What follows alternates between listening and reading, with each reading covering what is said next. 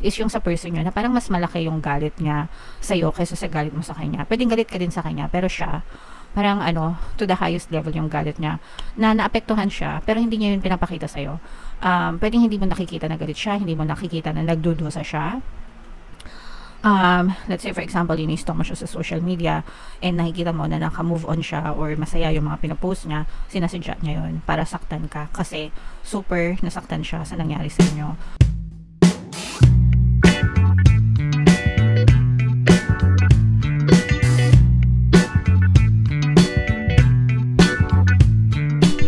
Hello guys, hello Virgo, welcome back to Pinoy Pixie Tarot. Ang pamagat ng episode natin for tonight is feelings reading, anong nararamdaman niya sa'yo. So titingnan natin yung feelings ng partner nyo or specific person.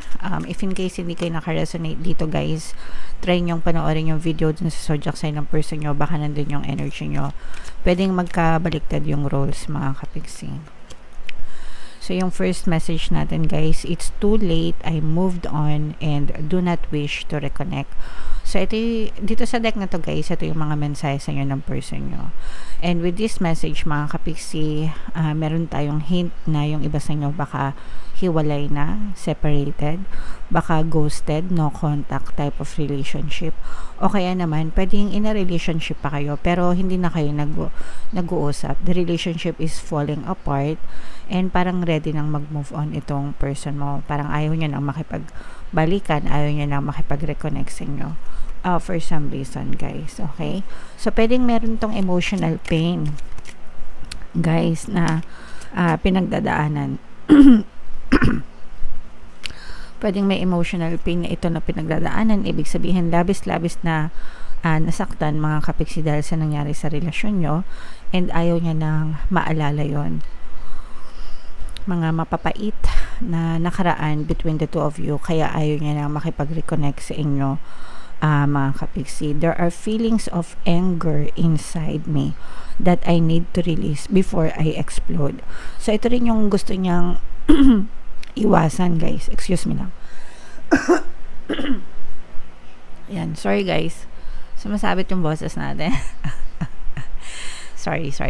So meron siyang galit mga kapixie, no? Naka-move on na siya, pero yung galit nandun pa sa puso niya. And feeling ko, hanggang hindi ito kumakalma, hanggang hindi okay yung pakiramdam niya, hanggang hindi nawawala yung galit sa puso niya, hindi ito makikipag-usap sa'yo, at hindi ito makikipag-reconnect sa'yo mga kapixie.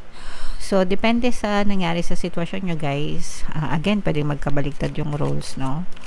Pwedeng siya yung may kasalanan, pero kayo yung galit sa kanya, pero parang mas galit siya. Alam niyo yung parang nagagalit-galitan siya. Sometimes ganun, sila yung may kasalanan, pero sila pa yung mas galit, no? Parang mga tiwang lang. Okay? I'm not sure I can meet your expectations. The pressure is too much for me. So, parang sa kanya, hindi kanya kinaya, kapixie. Hindi kanya kinaya, pwedeng hindi niya kinaya yung mga demands mo, na nagpatong-patong. Pwedeng meron tong guys, yung relasyon nyo, parang maliliit na galit, maliliit na inis, maliliit na galit, na nag-explode, na butas. Parang bangka, no? Maliliit na butas, hanggang sa hindi kinaya yung pressure ng tubig, 'di ba? Biglang lumaki yung butas and lumubog ng tuluyan yung barko or bangka. Parang ganun yung nangyari sa relationship nyo.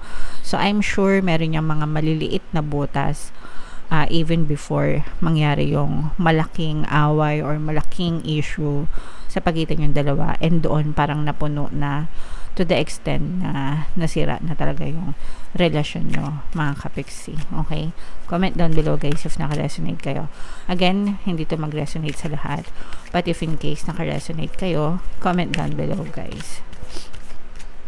So tingnan natin, Virgo, another message. Ito naman guys, ito yung mga naka-influence sa love life nyo. So, may new love na paparating, guys. Pwedeng new love sa'yo or new love sa kanya.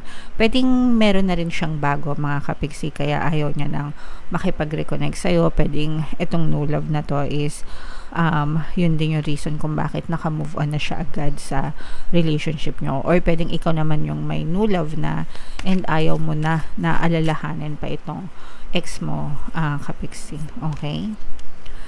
And long distance, pwedeng yung distance din, no, yung nakaapekto sa relationship nyo, mga kapiksi, kasi sometimes kapag long distance talaga, actually wala namang sa distance yan, no, kahit long distance pa, yung iba nga hindi naman long distance, magkasama lang sa bahay, pero naghihiwalay pa rin, nagkakaroon pa rin ng mga hanash sa relasyon, no, pero yung sa inyo, baka nakadagdag pa sa problema nyo, yung pagiging LDR nyo, mga kapiksi. Okay? And for some of you naman, feeling ko malayo na yung distance nyong dalawa kasi nga hiwalay na kayo. There is a dark male energy din dito, si Papa P, guys. So, si Papa P ito, joke. Pero pwedeng energy nyo to, pwedeng energy ng person nyo, dark male, pwedeng he, she yung relationship nyo, pwedeng he, mga kapiksi. So, comment down below, guys, if feeling nyo nakaresonate kayo dyan sa mga messages and sa mga energies na yan. So, tingnan natin yung nararamdaman sa inyo ng person nyo, guys. Shuffle ko to. Habang sinashuffle ko to, panoorin nyo muna yung video natin regarding sa ating paano mag-manifest ng abundance video course. Kapiksi, sawa ka na ba sa mga struggles at hirap sa buhay mo? Masipag ka ba at masikap sa buhay ngunit hindi ka pa rin umaasenso? Ilang beses ka na bang nag-attempt mag-negosyo at mag-invest pero palagi ka pa rin nalulugi? Sa pagkakataon na ito ay maaaring may subconscious beliefs ka na nagiging balakid sa iyong pag-unlad at pagyaman. Introducing, paano mag-manifest ng abundance video course. Dito ay matututunan mo ma-overcome ang mga balakid mo para tuluyan ka ng umunlad, umasenso, sumagana, maging matagumpay, successful at maswerte sa iyong kabuhayan, pera, trabaho, negosyo sa labi at kaperahan ng bonggang-bongga. Dali, mag-send na ng email sa pinoypixie@gmail.com at simulan na ang iyong pagyaman ngayon. Alright, so sa lahat na gusto mag-avail ng course, guys, mayroon tayong discount ngayong September. Magbibigay tayo ng 500 pesos na discount until September 30. So, i-avail nyo na, guys. Sobrang ganda. And meron din tayong bagong course, paano mawala ang third party at magkaroon ng harmonious na relationship para mawala yung mga kabit ng mga jowa nyo, guys. 20% discount naman yan until September 30. So, i-avail nyo na, guys. Sobrang ganda. So, Virgo, kayo ay na-represent ng King of Pens sa ating spread. Ito yung ating love energy. Guys, feeling ko magagalit kayo nitong person nyo, mga kapiksi. Meron ditong presence ng another earth sign, Capricorn, Taurus, Virgo, at saka air sign, Aquarius, Gemini, Libra. So, kung hiwalay na kayo nitong person nyo, guys, no, parang magkagalit kayo. Malalim yung galit nyo sa isa't isa. So, galit ka sa kanya and at the same time, galit din siya sa iyo. There's a lot of emotional pain here. And yung isa sa inyo sobrang naapektuhan ng bongga. Kung naapektuhan ka, feeling ko mas naapektuhan yung person nyo sa mga pag-aaway nyo or sa sitwasyon nyo, mga kapiksi. Or pwedeng baliktad, no? Again, sabi ko nga, roles can be reversed. Pero ang napipick up ko kasing energy dito is yung sa person nyo na parang mas malaki yung galit niya sa'yo kaysa sa galit mo sa kanya. Pwedeng galit ka din sa kanya, pero siya parang to the highest level yung galit niya, na naapektuhan siya pero hindi niya yun pinapakita sa'yo. Pwedeng hindi mo nakikita na galit siya, hindi mo nakikita na nagdudusa siya. Let's say for example, ini-stalk mo siya sa social media and nakikita mo na naka-move on siya or masaya yung mga pinapost niya, sinasadya niya yun para saktan ka kasi super nasaktan siya sa nangyari sa inyo. The damage, mas malaki yung damage sa kanya kaysa sa damage sa'yo. And itong person na to, talagang nag-focus siya sa healing niya, pero there's a lot of resentment here, guys, no, between the two of you. As in, nakikita ko talaga yung friction, parang parang gano'n. Yung parang kuryente, di ba? Yung gano'n. Parang gigil kayo sa isa't isa, mga kapiksi. Okay? So, yun yung kita natin. Gigil na gigil, galit na galit, but at the same time, pain. Yun talaga, yung pain, sobrang sakit, mga kapiksi. Pwedeng sariwa pa sa inyo, guys, no? mga sugat. There's no love connection here, mga kapiksi. This is another person in the picture na dadating. Itong person na to, guys, pwedeng sa'yo ito, guys. Parang feeling ko sa'yo ito, na parang meron kang somebody na nakikinig sa mga problema mo, somebody na tumutulong sa'yo para makamove on ka, or nakatulong sa'yo para makamove on ka. Pero parang feeling ko hindi mo pa to tinatanggap hanggang hindi ka pa nakamove on dun sa person na to. Pero unti-unti, parang ino-open mo din yung sarili mo sa kanya, kapiksi. Parang ino-open mo yung possibility dun sa relationship.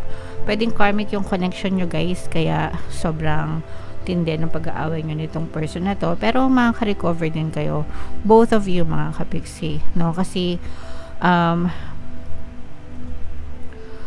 yeah, so maka-move on din kayo parehas kasi parang parang gusto niyo nang kalimutan both, no? Gusto mo nang kalimutan siya, and itong person mo gusto ka rin itong kalimutan, pero hindi siya hindi ito nakakatulog sa gabi, guys, no? Kung malalim at hindi yung pinag-awayan nyo, kayo naman, iba-iba naman kayo ng sitwasyon, mga kapiksi, no? Pero meron ditong hindi nakakatulog, balisa, sleepless nights, nagkakaroon ng insomnia, shortage of breath, parang hindi makahinga.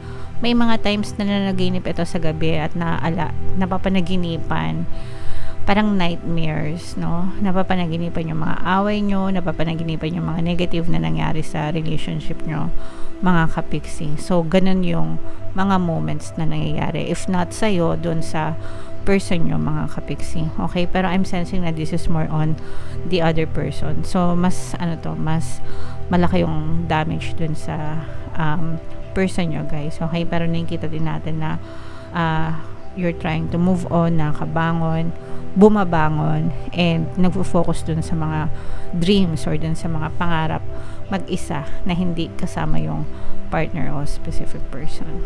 Okay? So, focus on forgiveness, guys. Maraming galit dito, no? Dapat mag-heal parehas kayo. Kung hindi nyo kaya mag-usap na magkaharap, just use the power of your imagination, telling each other na pinapatawad nyo ng isa't isa para makamove on kayo, para magkaroon kayo ng peace of mind parehas. So, it doesn't matter whether mangyari siya sa 3D or not. Ang importante is, itanim mo siya sa inyong subconscious mind para makatulong sa inyong healing and makatulong na makamove on kayo, mga kapiksi. If you do that to yourself, the effect is the same dun sa person mo. Okay? So, comment down below, guys, if feeling nyo naka-resonate kayo dyan. And, pwede kayong makinig ng ating mga relationship subliminals, guys. Ito yung playlist natin, at ito naman yung ating success stories ng paano mag-manifest ng abundance video course. Click here to subscribe, guys. Ito yung ating 2025 kapalaran. Panoorin nyo ng mga kapiksi. Thank you for liking, sharing, and subscribing. See you again next time. I love you all. Have a nice day. Bye-bye.